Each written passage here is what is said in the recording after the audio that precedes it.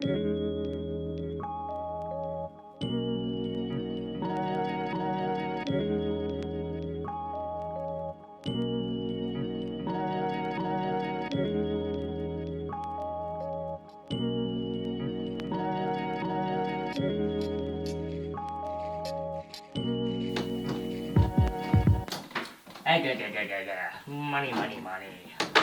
Oh, hey guys, I just got back from the Apple store and I did see their new iPhone 14 Pro Max for like $25,000, but this is going to be the MacBook Pro 2019 with a touch bar. Now these usually cost around the price of $400 to $500. So what I did say last week, today's video is going to be quite pricey. Now let's go ahead, cut to unboxing right now.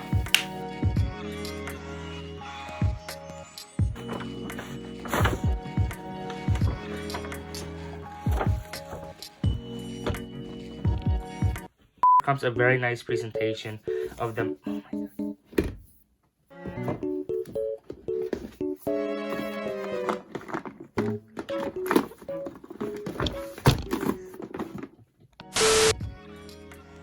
After taking the MacBook out of the bag, you can see it does have a nice presentation right here on the box. The same MacBook Pro.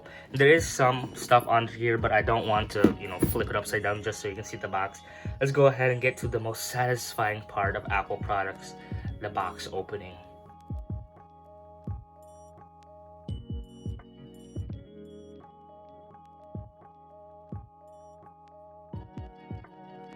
So when you open the 13-inch MacBook Pro, it's gonna ask you to have Touch ID.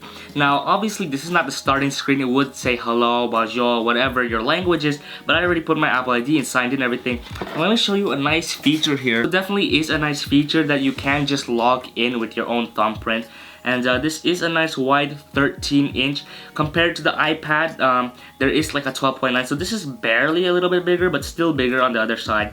They do have a 16-inch model, but let's go ahead and talk about the stats about this laptop right here. As you already know, it does have a touch bar with the integrated Touch ID sensor. The finish is silver with space gray. It has a Retina display of 13.3 diagonal LED backlit display with IPS technology. It has 500 nits brightness, white color pre-3, and true tone technology. The processor is going to be a 2.4 GHz quad-core Intel Core i5 Turbo Boost up to 4 GHz. Now with 128 MB of eDRAM, configurable to 2.8 GHz quad-core i7 Turbo Boost up to 4.7 GHz. The storage is going to be a whopping 256 GB. And for you, if that is not enough somehow, you can go ahead and plug in an external 1 TB, which I do have right here. And but yeah, 256 GB is surely a lot. So the camera is gonna be 720p, which obviously isn't the best compared to 1080 or even 4K, but that's not the main thing that we are worried about. We're gonna go ahead and go to the tests like the fan, the temperature, and even the noise of the keyboard itself. So for our first test, what we're gonna do is we're gonna be comparing the MacBook Pro to the HP model. We're gonna be loading YouTube and see how fast it loads pages and loads videos. Let's go ahead and start with the MacBook right now. 1, 2, 3, 4, 5. Around 5 seconds. That is kind of a long time for it to load. Let's go ahead and go over here to YouTube right now.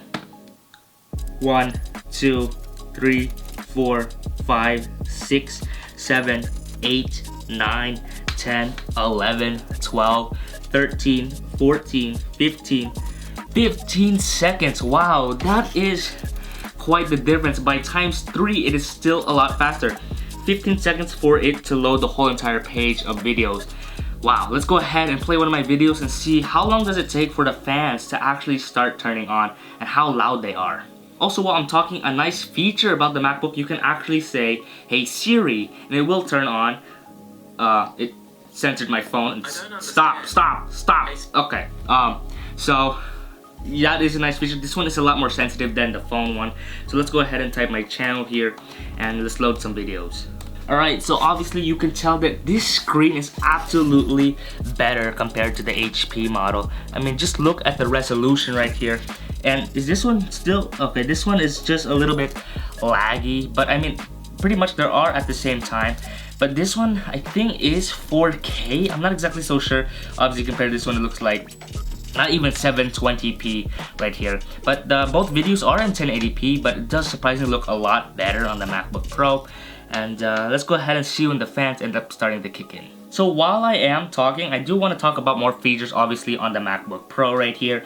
So you can see that it does give you the option on the touch bar that you can see how long the video lasts. You can also adjust the brightness just by the sliding like this. It is quite a nice feature. I'll keep it out where it is now.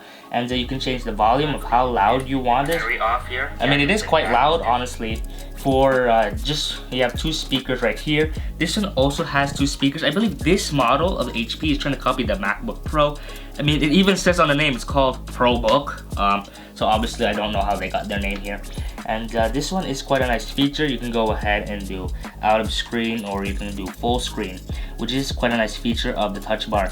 So if you guys are trying to decide which one is better compared to like the Air or the MacBook Pro, I do hope you guys find that out here in today's video. The touch bar is quite a nice feature. Oh, okay guys, this is kind of surprising. Hold up, let me pause both videos. Hear that?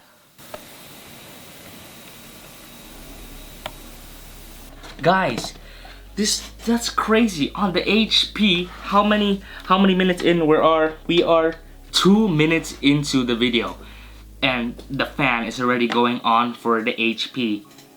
MacBook Pro still silent. This one did turn off, but you heard that it was having a problem trying to cool itself down. Let's go ahead and continue loading. So I don't know how long it's gonna take for the MacBook Pro to load, but HP, you are already going down here. I mean, come on, it's already loading the fan and it's trying to cool itself down. It's absolutely crazy. 2 minutes in the video. Alright guys, this is kind of crazy for the MacBook Pro. I'm loading a bunch of things here. As you can see, there's a lot of tabs open right now.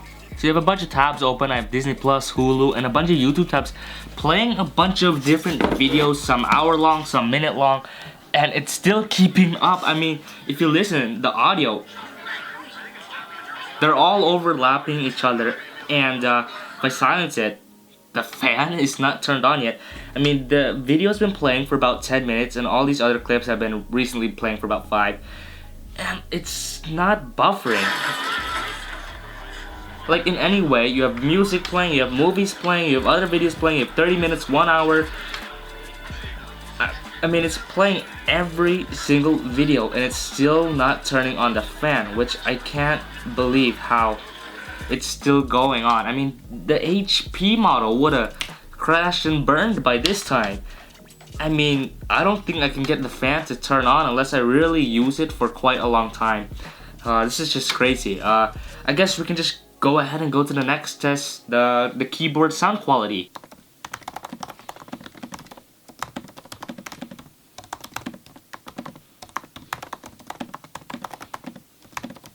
Alright, that's gonna be the test for the MacBook Pro. Sounds really high quality and very satisfying. I mean, just listen to the keys.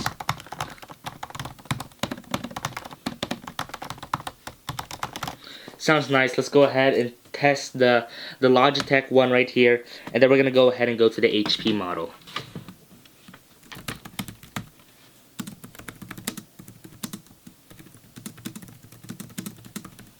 Alright, that's gonna be the Logitech model. Sounds kind of nice, but I do prefer the MacBook. It just has a nicer feel to it. I mean, this is not too bad. Only thing I don't like, it's circle keys. It's not, you know, the original square one. Let's go ahead and test the HP model.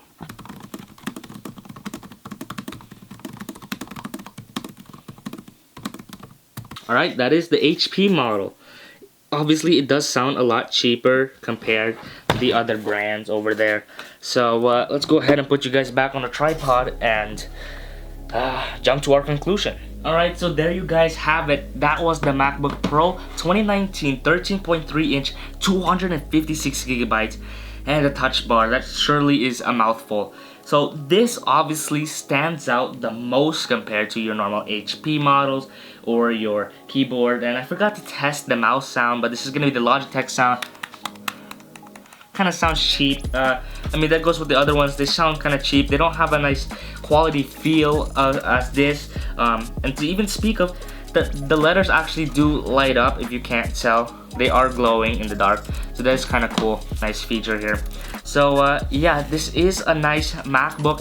If you guys do have the money to spend on it, I highly recommend you guys go ahead and pick yourself one of these. So I do hope you guys enjoyed today's video. If you did, please let me know down in the comments below, and next week I'm gonna be telling you what editing software I use and how to use it. So be sure to be lookout for that one next Wednesday. And I'll see you guys in the next one.